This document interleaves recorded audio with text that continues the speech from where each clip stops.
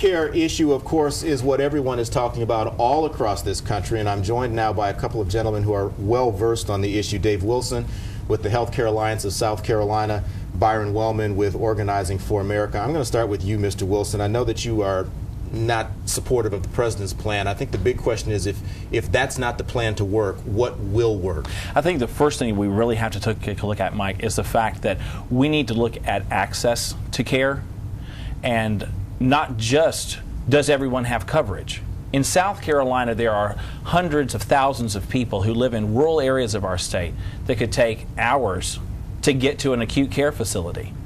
What we really have to do is take a look at the fact that this is a multi-pronged issue. If you ask a small business owner what the issue is, they're going to say one thing. If you ask a mom in Pillion, she's going to say something else.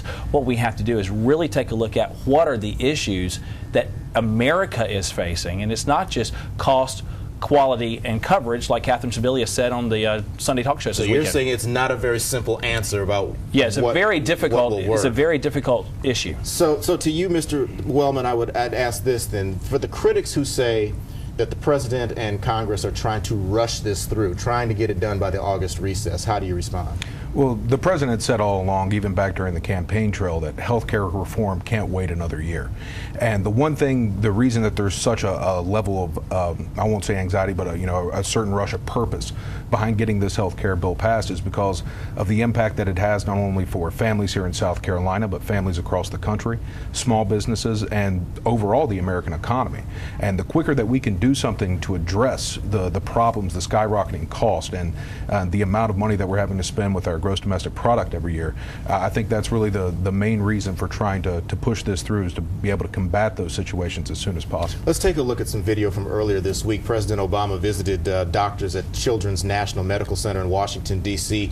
They were discussing what he perceives as health care shortcomings in the system. He said out-of-pocket costs for Americans are spiraling. Insurance companies are reaping record profits. He, of course, urging Congress to put aside the politics of this issue and come up and pass a reform plan. Senator Jim DeMint here in South Carolina been highly criticized for this comment during a recent conference call, quote, "If we are able to stop Obama on this, it will be his Waterloo, it will break him." Listen to the president's response. This isn't about me. This isn't about politics. This is about a healthcare system that is breaking America's families, breaking America's businesses, and breaking America's economy. And we can't afford the politics of delay and defeat when it comes to health care. Now, Senator DeMint appeared on NBC's Today Show this morning. He refused to apologize for this comment. So has this now broken down to it's more about personalities than the issue? How do you feel? I want something from both of you on this. Personality issue aside, I think the real issue that is coming up here, and what you're seeing coming from this comment, is not the fact that the debate is about a single person. It is about America. The White House is yet to deny the fact that the president has told a leading Democratic representative that this is going to make or break his presidency. He knows that.